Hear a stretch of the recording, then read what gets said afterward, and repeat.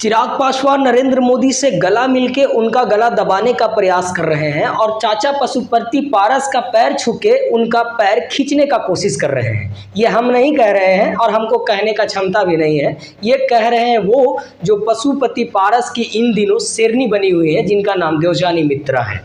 देवजानी मित्रा ने एक इंटरव्यू के दौरान बताया कि किस तरीके से चिराग पासवान अपनी राजनीतिक और षड्यंत्र रच करके नरेंद्र मोदी का गला दबाने का काम और चाचा पशुपति पारस का पैर खींचने का काम कर रहे हैं। तो उसी दरमियान चिराग पासवान की शेरनी कहे जाने वाली अंजलि सागर ने भी पलटवार किया है। क्या कुछ कहा है पूरा वीडियो में बताएंगे। उससे पहले नमस्कार, मेरा नाम मनीष और आप A to Z मंच देख रहे हैं। हमारे चैनल में पहली बार आए तो सब्सक्राइब कर लीजिएगा। चिराग पासवान के चाचा पशुपति पारस कुमार के बारे में, पशुपति पारस के बारे में उनकी शेरनी कह रही है कि चिराग पासवान ने आशीर्वाद दुनिया के सामने लिया है, लेकिन अंदर ही अंदर चिराग पासवान अपने चाचा का पैर खींचने में लगे हुए हैं। एक मीडिया की माने तो ये भी कह रही हैं कि नरेंद्र मोदी को गला नहीं मिले हैं, नरेंद्र मोदी का पूरा गला दबाने का प्रयास चिराग पासवान इन दिनों करने जा रहे हैं, जो कि चिराग पासवान का राजनीतिक जीवन खत्म हो जाएगा।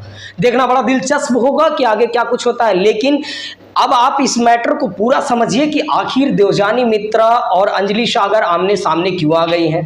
देवजानी मित्रा एक तरफ पशुपति पारस का पक्ष लेते हुए चिराग पासवान पे कटाक्ष किए, तो दूसरी तरफ जवाब में अंजलि सागर ने चिराग पासवान की जो शेरनी है वो भी कुछ कम नहीं रही। वो भी कह दिए कि चिराग पासवान का ये व्यवहार ही उनको बड़ा करता है।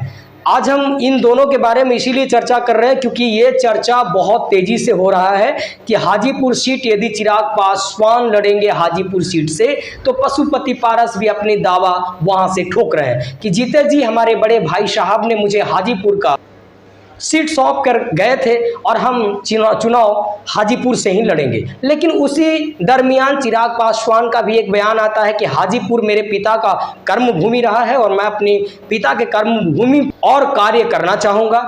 पिताजी चाहते भी थे कि हम हाजीपुर से चुनाव लड़ें और हाजीपुर के जनता को हम सेवा करें। इसी दरमियान चिराग पासवान और पशुपति पारस का ये सीट अभी अटकेले एकदम से फंसा हुआ है। आगे क्या कुछ होता है, कैसे बीजेपी इन दोनों को एक कर पाएगी, कैसे मिला पाएगी, सीटों का डिस्कशन किस तरीके से होगा, देखना बड़ा दिलचस्प होगा। आप देख रहे थे A to Z मंच। मैं था मनीष कुमार, कैमरे के पीछे विशाल है। सब्सक्राइब जरूर कर लीजिएगा हमारे चैनल को। मिलते हैं किसी अगले वीडियो में, तब तक के लिए बाय बाय।